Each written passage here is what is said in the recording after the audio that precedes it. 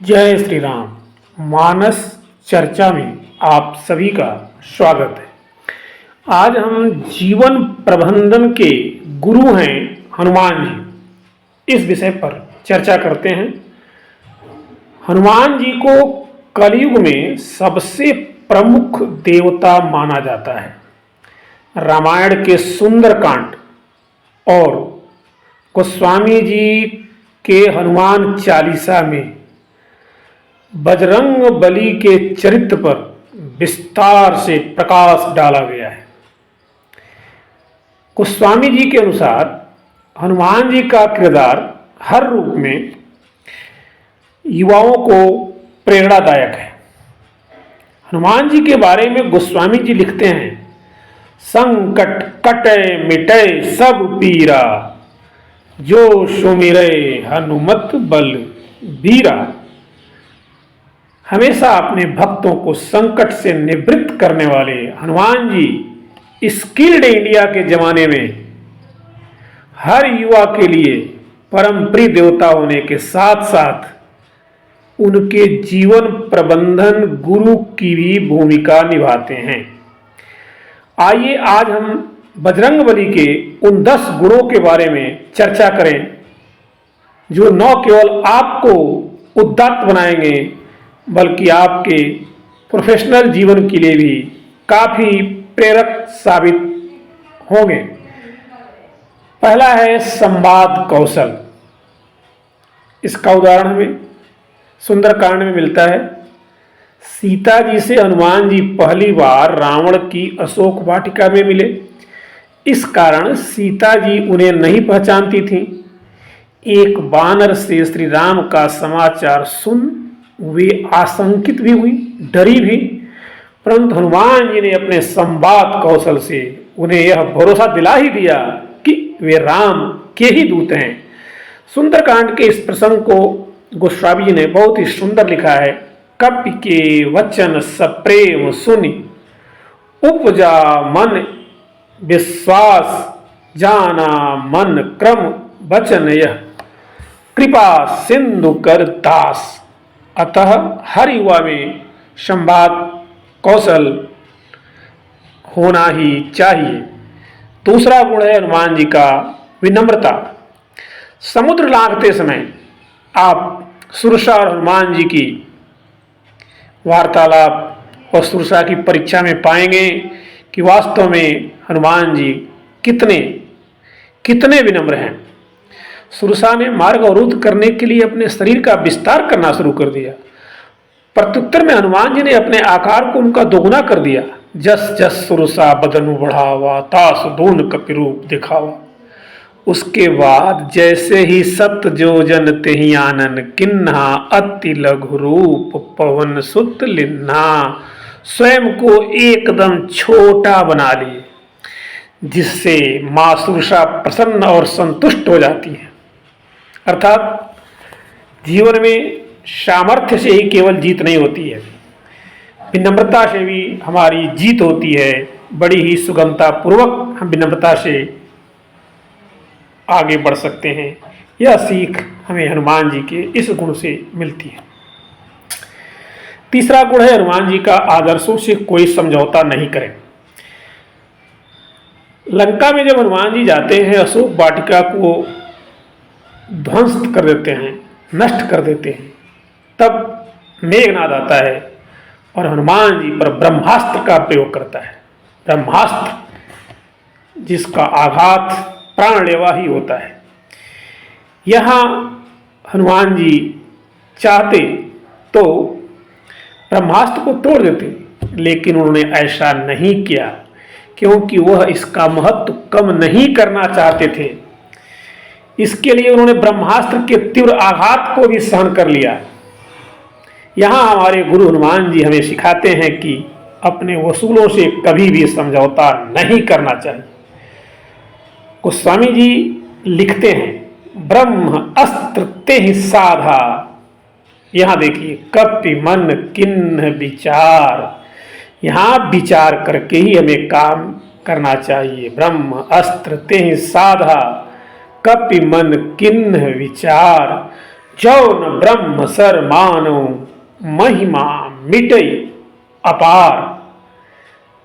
यह हमें सिखाता है कि हमें अपने वसूलों से कभी भी समझौता नहीं करना चाहिए। चौथा है, हनुमान जी बहुमुखी प्रतिभा के धनी हैं और बहुमुखी भूमिका निभाते हैं। हम अक्सर अपनी शक्ति और ज्ञान का प्रदर्शन करते रहते हैं, कई बार तो वहां भी जहां इसकी आवश्यकता ही नहीं होती है।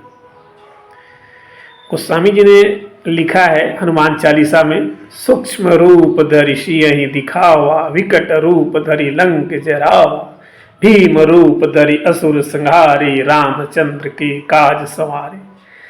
सीता जी के सामने खुद को अत्यंत लघु रूप में रखा, क्योंकि वहां पुत्र की भूमिका में थे, परंतु संहार के रूप में, विकट रूप धरि लंक जरावा, संहार के रूप में काल बन गए।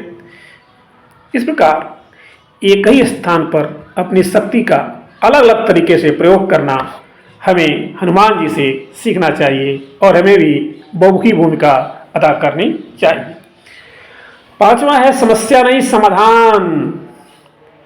हम लोगों को समस्या नहीं समाधान बनना चाहिए, समस्या नहीं समाधान ढूंढना चाहिए। आप जब लक्ष्मण जी के लिए, प्राणों को बचाने के लिए संजीवनी बूटी लेने गए और वहां संजीवनी बूटी को नहीं पहचान पाए तो तुरंत समाधान ढूंढ लिया और आपने सीधे उस पर्वत को ही उखाड़ कर ले आया। तो यह हनुमान जी से हमें सीखने को मिलता है कि हमें समाधान का स्वरूप होना चाहिए, हमें समस्या का रूप नहीं होना चाहिए। छठी बात है, भावनाओं का संतुलन। आप लंका दहन के पश्चात जब माँ सीता से मिलते हैं, सीता जी का आशीष लेने के लिए, तो वहाँ किस प्रकार से आप सीता जी को समझाते हैं। आप चाहते तो सीता जी को लेके आ जाते, लेकिन हनुमान जी ने वहाँ कहा, मैं रावण की तरह चोरी से आपको नहीं ले जाऊंगा, रावण का वध करने के पश्चात ही प्रभु श्री राम आदर सहित आपको यहाँ ले जाएंगे। यहाँ प्रभु हनुमान जी हमें सिखाते हैं कि हमें किस प्रकार अपने पास शक्ति, बल सब कुछ होने के बाद भी अपनी भावनाओं पर संतुलन रखना चाहिए। सातवीं बात है, आत्ममुग्धता से कोसों दूर। हाँ, ये नहीं कि अपनी प्रशंसा की करते जाएं, अपनी अपनी गाएं। इस बात से हनुमान जी हमें सिखाते हैं कि हमें दूर रहना चाहिए।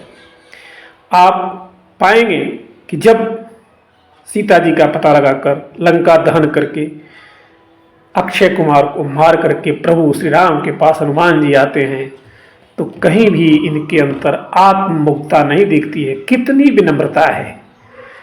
हनुमान जी कहते हैं, ता कहूँ प्रभु कछु अगम नहीं, जा पर तुम अनुकूल, तब प्रभाव बढ़वा न लही, जारि सकई खलु तूल। यह गुण वास्तव में हर युवा के अंदर होना ही चाहिए। आठवां गुण है नेतृत्व क्षमता। यह भी कला बहुत जरूरी है, हमें हनुमान जी से सीखनी चाहिए। एक उदाहरण दे देते हैं। समुद्र में पुल बनाते वक्त अपेक्षित कमजोर और उच्च श्रृंखल वानर सेना से भी कार्य निकलवाना हनुमान जी की विशिष्ट संगठनात्मक योग्यता का परिचायक है। राम रावण के युद्ध में देखिए, वहां भी किस प्रकार से हनुमान जी वानर सेना का नेतृत्व करते हैं। इस प्रकार हमें हनुमान जी से यह सीख लेनी चाहिए और अपने अंदर नेतृत्व क्षमता भी विकसित करनी चाहिए। 9वां नंबर है बौद्धिक कुशलता और वफादारी। जिंदगी में यह गुण बहुत ही जरूरी है। हनुमान जी हमें इस गुण को सिखाते हैं अपने कर्तव्य के द्वारा। सुग्रीव और वानरराज बाली के परस्पर संघर्ष के वक्त प्रभु राम को बाली के वध के लिए राजी करना, क्योंकि एक सुग्रीव ही प्रभु राम की मदद कर सकते थे। इस तरह हनुमान जी ने सुग्रीव और प्रभु श्री राम दोनों के कार्यों को अपने बुद्धि, कौशल और चतुराई से सुगम बना दिया। यहाँ हनुमान जी की मित्र के प्रति वफादारी और आदर्श स्वामी भक्ति की तारीफ खूब छक्कर होती है और हम इनसे सीखते हैं कि हमारे अंदर बौद्धिक कुशलता और वफादारी होनी ही चाहिए। 10वां और अंतिम गुण कहें जो हमें हनुमान जी से सीखना चाहिए, वह है समर्पण, त्याग। हनुमान जी एक आदर्श ब्रह्मचारी थे। उनके ब्रह्मचर्य के समक्ष कामदेव भी नतमस्तक थे। यह सत्य है कि श्री हनुमान जी विवाहित थे, परंतु उन्होंने यह विवाह एक विद्या की अनिवार्य शर्त को पूरा करने के लिए अपने गुरु भगवान सूर्यदेव के आदेश पर किया था। श्री हनुमान जी के व्यक्तित्व का यह आयाम हमें ज्ञान के प्रति समर्पण की शिक्षा देता है। इसी के बलबूते हनुमान जी ने अष्ट सिद्धियों और सभी नवनिधियों को प्राप्त किया था। बड़ी विडंबना है कि दुनिया की सबसे बड़ी युवा शक्ति भारत के पास होने के बावजूद उचित जीवन प्रबंधन न होने के कारण हम युवाओं की क्षमता का समुचित दोहन नहीं कर पा रहे हैं।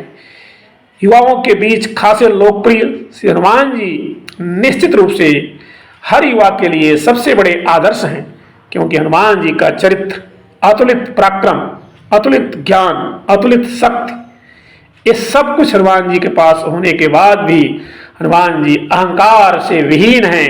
आज हमें हनुमान जी की पूजा से अधिक हनुमान जी के चरित्र को पूजकर उनके चरित्र को हर युवा को, हम सबको आत्मसात करने की आवश्यकता है, जिससे हम भारत के राष्ट्रवाद सरीखे उच्चतम नैतिक मूल्यों के साथ कौशल युक्त अपने जीवन को बनाकर हम सफल हो सकें। जय श्री राम, जय हनुमान।